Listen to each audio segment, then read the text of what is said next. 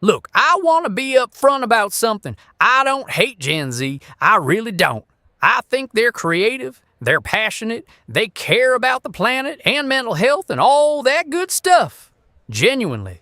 But there's a small, petty, deeply entertained part of me that wonders, and I mean this with love, what would happen if you took one of them?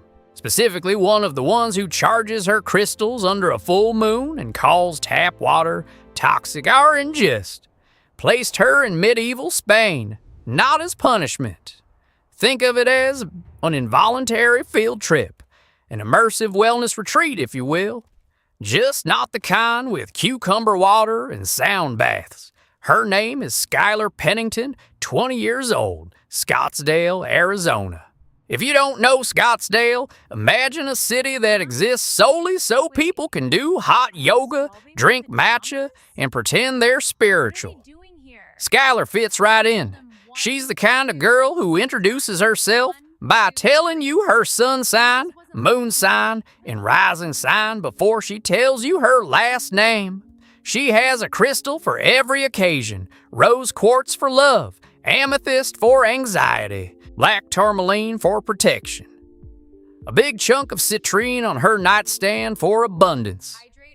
Her water bottle has stickers on it that say namaste and good vibes only, and hydrate or dihydrate, which, and I cannot stress this enough, is not a word.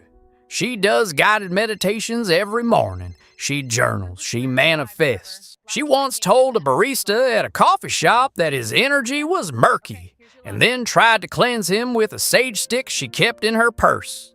The barista's name was Trevor. Trevor did not appreciate it. Skyler's apartment looks like a Pinterest board had a baby with a candle store.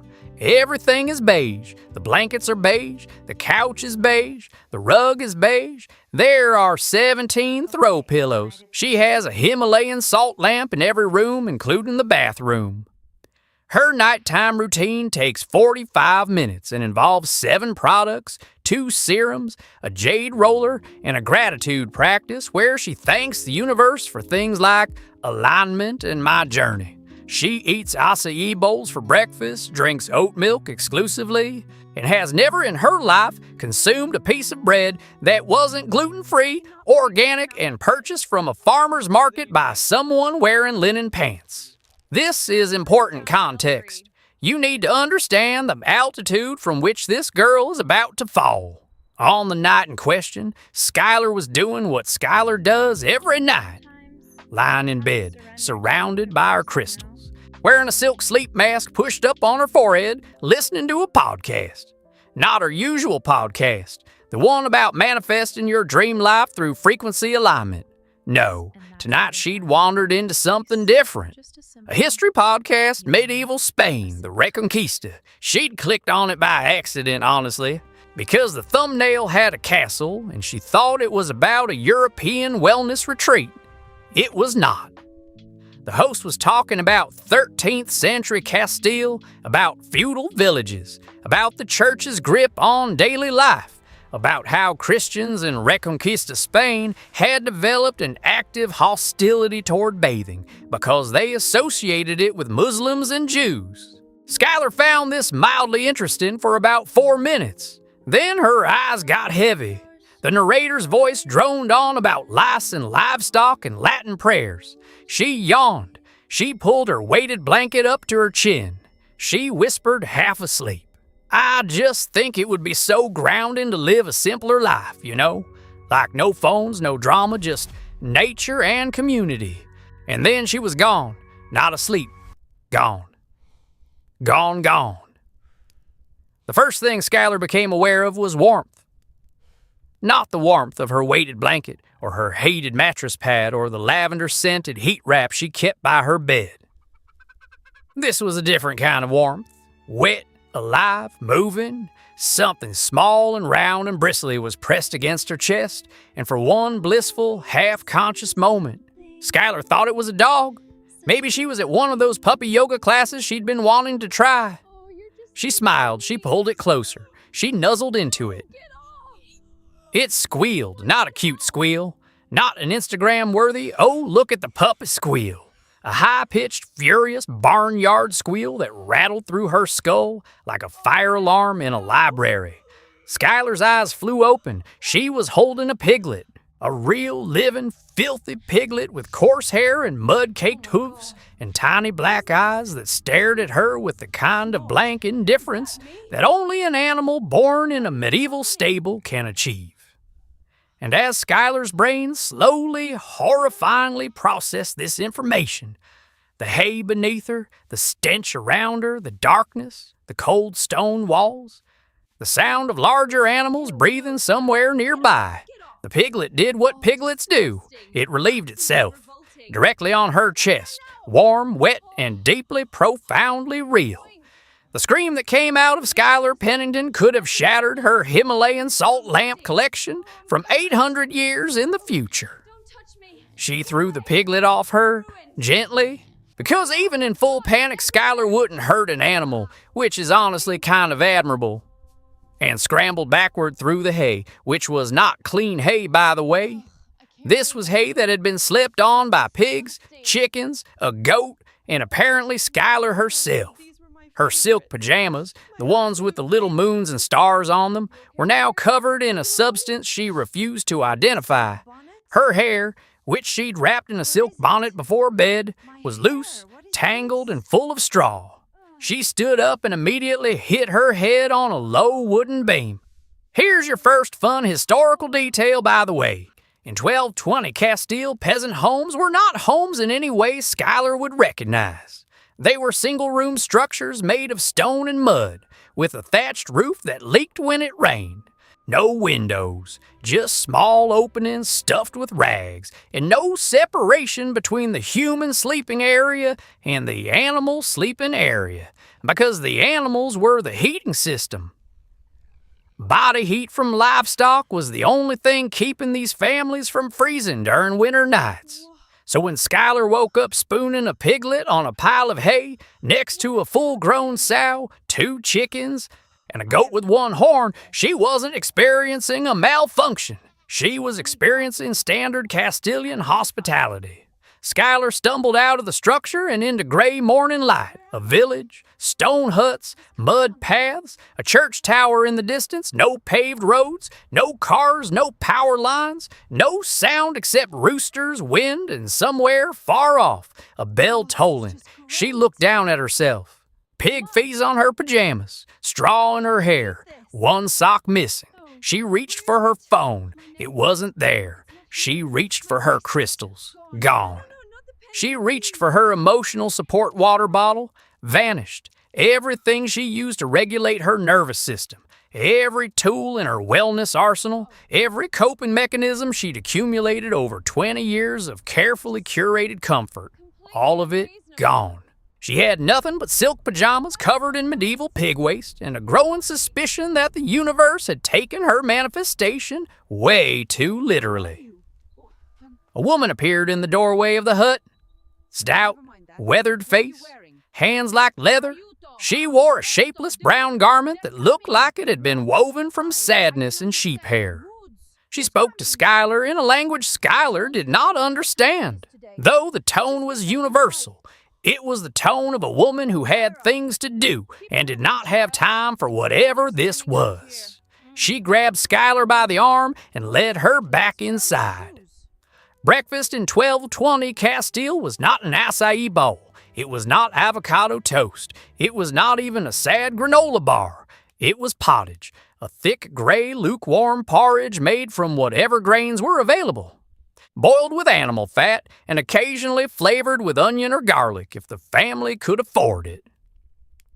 Served in a wooden bowl that had never been washed with soap, because soap was a luxury item most peasants would never touch in their entire lives. Clothes, dishes, and bodies were cleaned, when they were cleaned at all, with a mixture of wood ash and water, which created a crude lye solution. Effective enough to get the worst grime off linen, not effective enough to make anything actually clean by any modern standard. The bread served alongside the pottage was dark, dense, and baked with flour that had been ground on stone mills, meaning every loaf contained tiny fragments of rock and grit. Archaeologists studying medieval skeletons have found teeth worn down almost to the gum line from a lifetime of eating stone-laced bread. Skyler picked up a piece and tried to bite it. She might as well have bitten into a decorative rock from her crystal collection. She looked at the pottage. She looked at the bread. She looked at the woman across from her, who was eating with her hands and occasionally tossing scraps to the pig. The same pig that had defecated on Skyler approximately 20 minutes ago, now happily rooting around under the table as if nothing had happened. Skyler pushed the bowl away. "I'm vegan," she said. Nobody understood her. Nobody cared. By mid-morning, Skyler had been recruited, conscripted might be the more accurate word, into the village's daily labor. The woman, whose name appeared to be something like Elvira or Elvira, handed Skyler a bundle of filthy linen and pointed toward the river. Laundry day. If you've ever wondered how people wash clothes before washing machines, detergent, or basic plumbing, the answer is badly. The women of the village gathered at the river with bundles of dirty fabric and buckets of lye water, that wood ash solution, and spent hours kneeling on rocks, scrubbing cloth against stone, rinsing it in cold river water, and wringing it out by hand. Some villages in this period also used fermented urine as a cleaning agent, because the ammonia in aged urine was genuinely effective at breaking down grease and stains. This is a real historical fact. People saved their urine in pots, let it age for days until it developed a sufficiently pungent ammonia concentration, and then used it to wash their clothes. The phrase "taking the piss" has debated origins, but one popular theory traces it back to the urine collection industry of medieval and early modern Europe. Skyler was handed a rag soaked in something that smelled worse than anything she'd ever encountered in her life, including the time her roommate left shrimp in the garbage for a week. "What is this?" she asked, holding it at arm's length. The woman next to her, gap-toothed, sunburned, roughly 40, but looking 60, mimed scrubbing. Skyler looked at her hands, her beautiful, moisturized, manicured hands with the neutral gel nails. She looked at the rough stone. She looked at the lye-soaked linen. She closed her eyes and took a deep breath. "I need to manifest my way out of this," she whispered.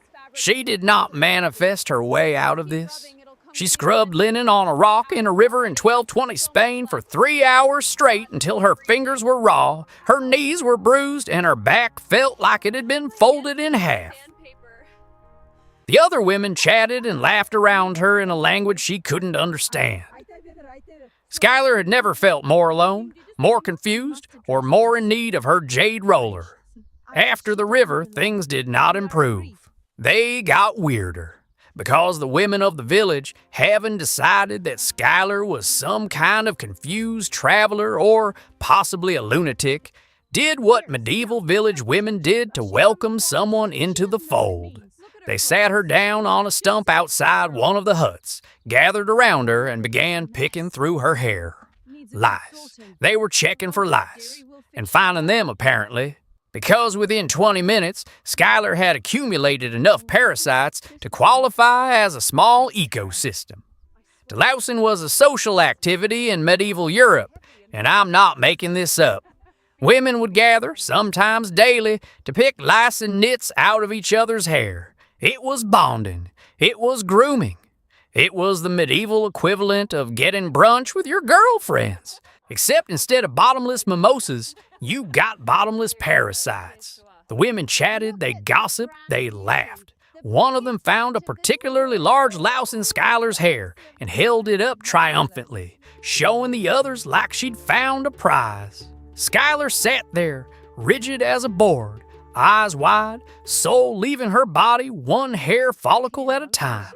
"This is not okay for my mental health," she said to no one. The women kept picking. The pig wandered over and sniffed her foot. The church bell rang at noon, and then again at 3, and then again at 6. In 1220 Castile, the church didn't just influence daily life, it dictated it completely and without negotiation.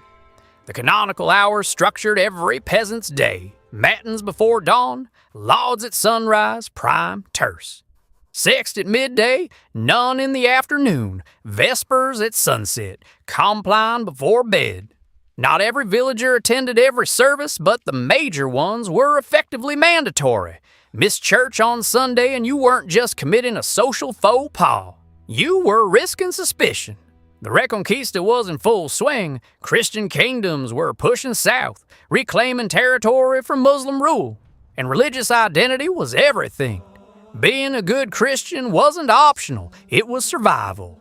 The Fourth Crusade had ended barely 16 years earlier. Jerusalem was a powder keg, and the paranoia around heresy, apostasy, and anything remotely associated with Islam or Judaism was at fever pitch.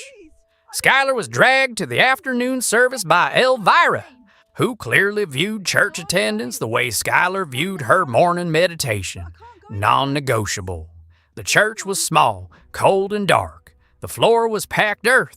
The pews were wooden planks. The priest stood at the front, speaking Latin in a voice that bounced off the stone walls like a threat. Skyler knelt on the hard ground because everyone else did, and her knees, already destroyed from the river, screamed in protest. She couldn't understand a single word.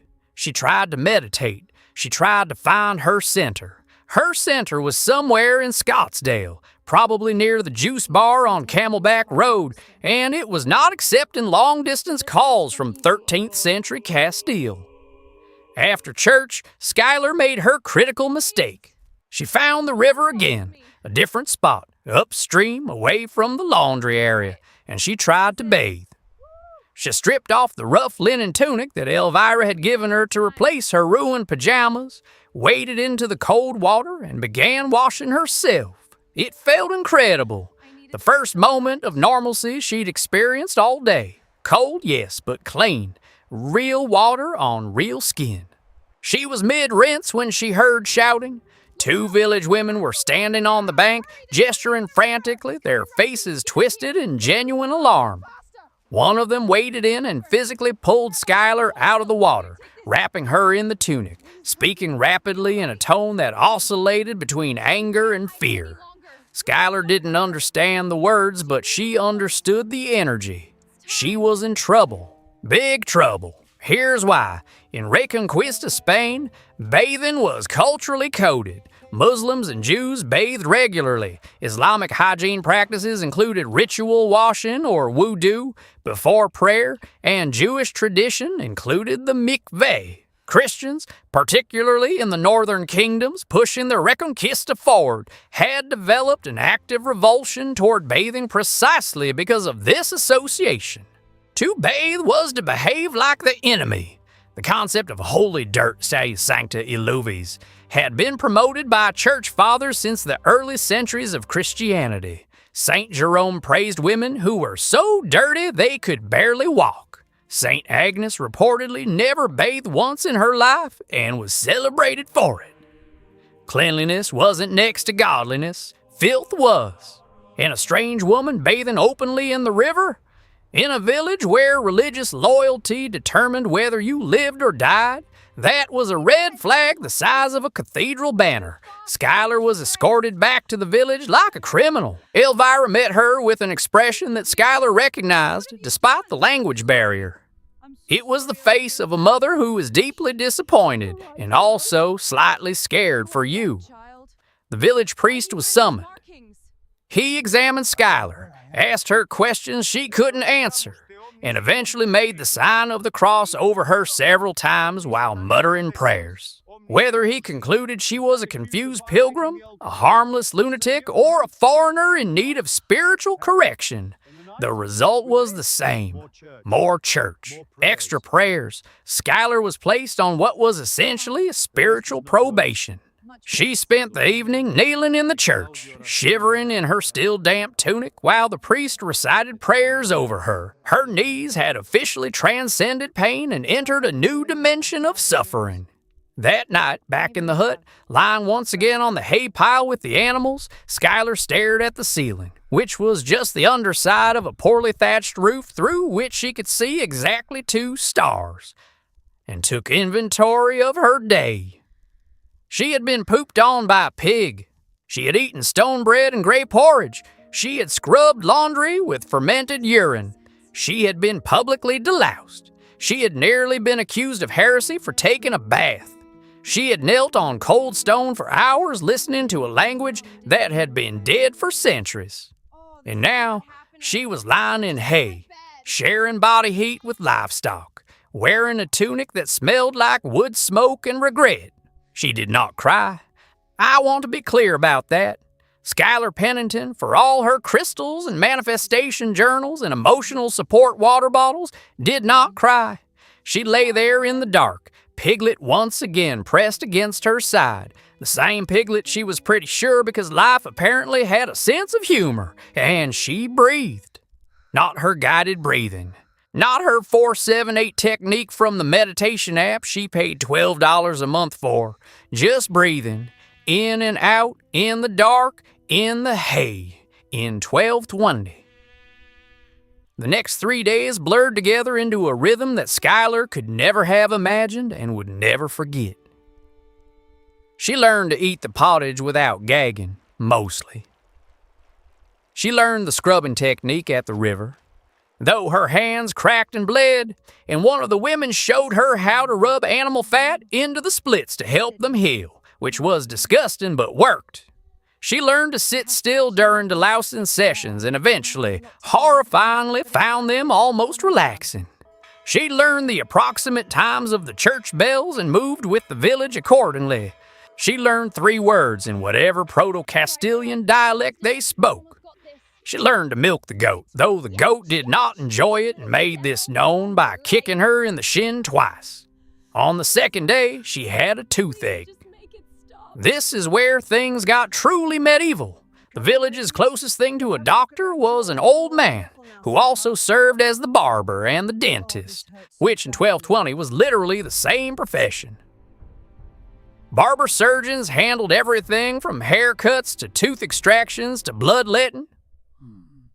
The old man looked at Skyler's tooth, nodded wisely, and produced a tool that looked like it belonged in a horror movie. A long metal implement with a hook on the end. Skyler backed away so fast she tripped over a chicken. The alternative treatment, offered with a shrug, was a paste made from herbs and, you can probably guess, urine, applied directly to the gum. Skyler chose the paste. She chose the paste. Let that sink in. The wellness girl from Scottsdale, the one who wouldn't drink water unless it was filtered through volcanic rock and blessed by a shaman, voluntarily put a urine-based medieval toothache remedy in her mouth. Because the alternative was a rusty hook. She gargled, she gagged, she survived.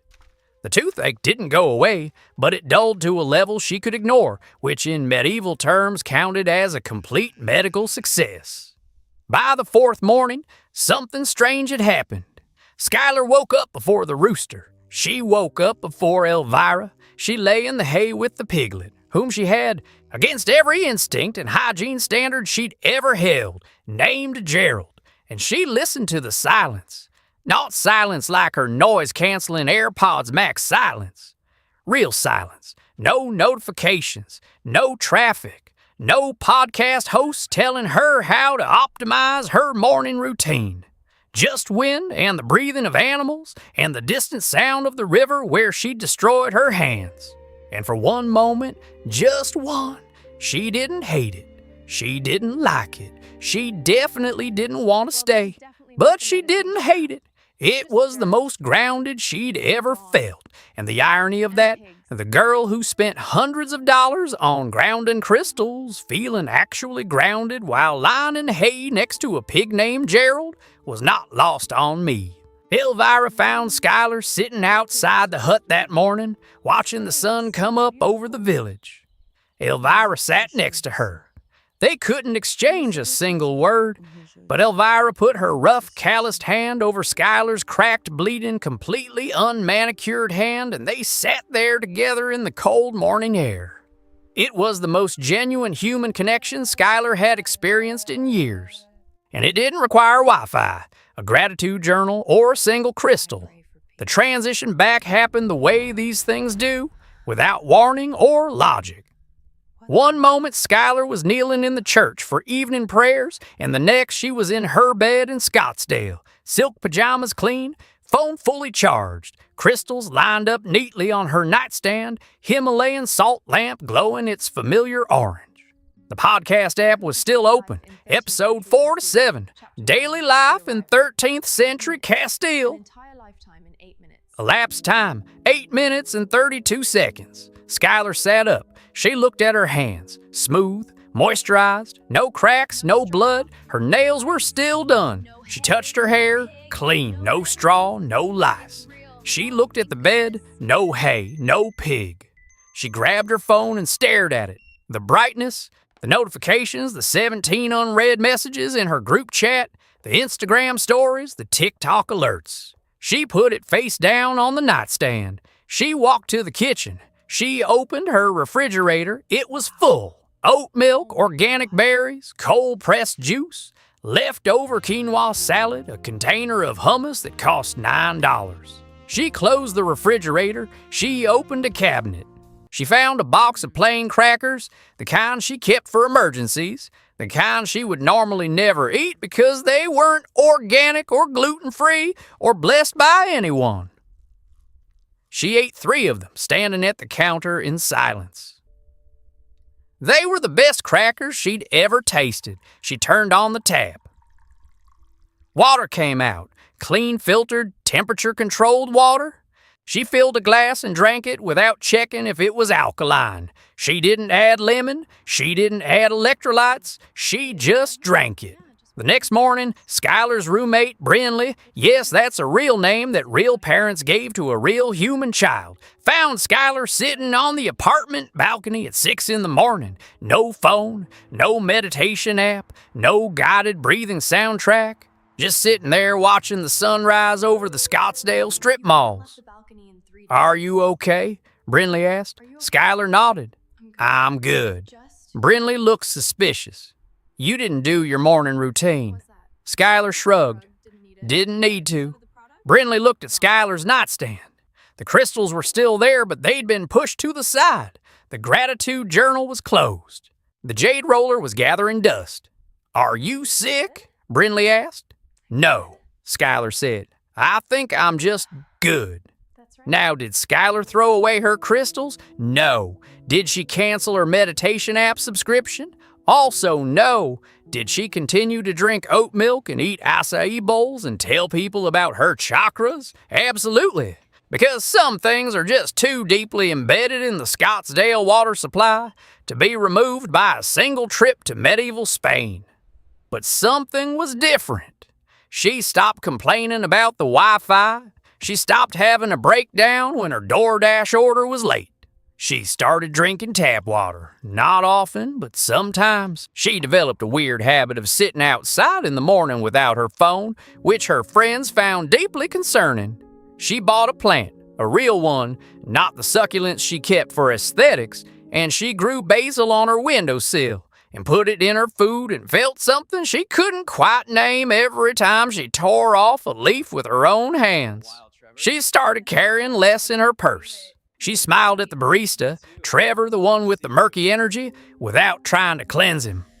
And sometimes late at night, when the apartment was quiet and the Himalayan salt lamps were glowing and the world was soft and warm and safe, Skyler would lie in bed and think about Gerald, the piglet, the one who pooped on her chest on the first morning of the worst and most important week of her life. She hoped he was okay. She hoped he grew up big and fat and happy in that mud floor hut in Castile. She hoped Elvira was warm. She hoped the bread had gotten softer, though she knew, historically speaking, it had not. She never told anyone where she'd been. Who would believe her? But if you ever meet a 20-year-old girl from Scottsdale who pauses before she complains, who eats plain crackers without reading the ingredient label, who looks at a sunrise like she's seeing it for the first time, who occasionally whispers the name Gerald with a look of haunted tenderness, you'll know. You'll know exactly where she's been. And honestly, she's better for it. Don't tell her I said that. She's insufferable enough already.